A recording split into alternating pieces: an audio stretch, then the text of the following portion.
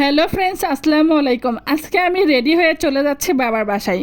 অনেক দিন হচ্ছে বাবার বাসাতে বেড়াতে চাই না, এই জন্য মনটা ভীষণ খারাপ ছিল। তাই তো রেডি হয়ে চলে এসেছি আর এখানে এসে সিএনজির জন্য ওয়েট করতেছি।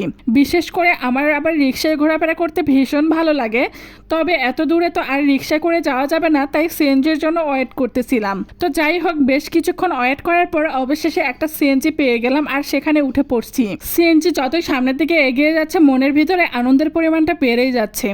আর শুধু সময়ের অপেক্ষা করতেছিলাম যে কখন যেয়ে পৌঁছাবো। বিশেষ করে বিবাহিত মেয়েদের বাবার বাসায় যাওয়ার কথা মনে হলে কোনো কিছুতেই আর ভালো লাগে না। এমনকি যাওয়ার যে সময়টা, এই সময়টাও সহ্য হয় না। আমার মনে হয় উড়ে যেতে পারলে আরও বেশি ভালো হতো। তো যাই হোক, আমি তো আর পাখি না মানুষ, তাই আর উড়ে যেতে পারবো না। তাই মনের ভিতরে হাজারো ইচ্ছা মনে রেখে অধীর আগ্রহে রাস্তার দিকে তাকিয়ে দেখছিলাম। আমি আবার দূরের জার্নিতে কোথাও গেলে গাড়ি অথবা সিএনজি যেটাই হোক না কেন, সবসময় জানালার পাশের সিটে বসার চেষ্টা করি, কারণ আমার সাইডে বসে রাস্তার গাছগুলো প্রাকৃতিক সৌন্দর্য দেখতে ভীষণ ভালো লাগে। এরপর দ্রুতগতিতে সিএনজি এসে থামলো বগুড়া মাটিডালি বিমান মোড়ে। এখানে এসে নামার পরে জিজ্ঞেস করতেছিলাম যে বিমানের ফ্লাইট পাওয়া যাবে কিনা, কারণ আমার আবার এত দেরি সহ্য হচ্ছিল না। তাই ভাবছিলাম বিমানে করে যদি যেতে পারতাম বাবার বাসায় তাহলে তাড়াতাড়ি যেতাম, এত কষ্ট আর ধৈর্য ধরে থাকতে হতো না। কিন্তু দুঃখের সহিত জানাচ্ছে এই বিমানটা নাকি এখন ছাড়বে না। বিমানের ফ্লাইট কখন কবে কেউ জানে না, কারণ আমি ছোট থেকে বড় হওয়া পর্যন্ত দেখছি মাটিডালির এই বিমানবন্দরের বিমানটা আজ অবধি এইভাবে ওয়েট করতেছে।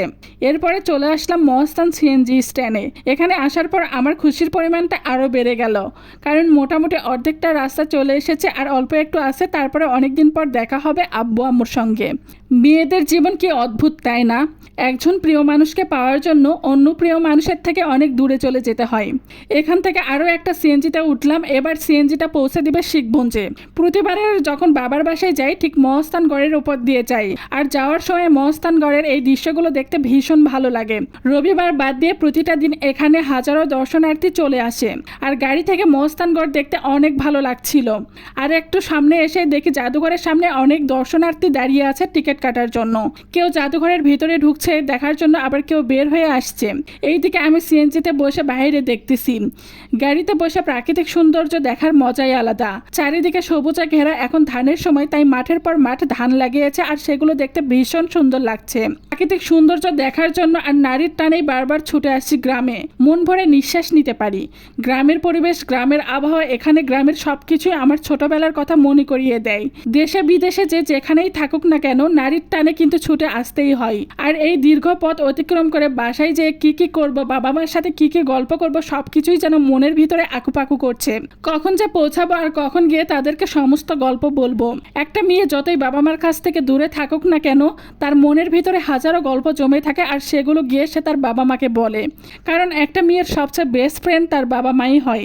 আর যাদের কাছে নিজের সুখ দুঃখের কথা শেয়ার করলে তারা শুধু ভালো পরামর্শই দেয় না, পাশে সাপোর্ট হয়ে দাঁড়ায় আর শক্তি হয়ে দাঁড়ায়, যেন সব বিপদ আপদ থেকে ওভারকাম করতে পারি। একমাত্র বাবা মাই নিঃস্বার্থভাবে সবসময় সন্তানের জন্য সব কিছু করতে পারে। আর আমাদের কিচকের সবচেয়ে ভালো হোটেল জুয়েলের, সেখান থেকে দই মিষ্টি নিলাম। কারণ যতই আপন ভাবি না কেন, বিয়ের পর মেয়েরা নিজের বাড়িতেই নিজেই অতিথি হয়ে যায়। তাই আজ আমার বাড়িতে আমিই অতিথি। আজকে এখানেই বিদায় নিচ্ছি, আবারও দেখা হবে নতুন কোনো ভিডিও নিয়ে।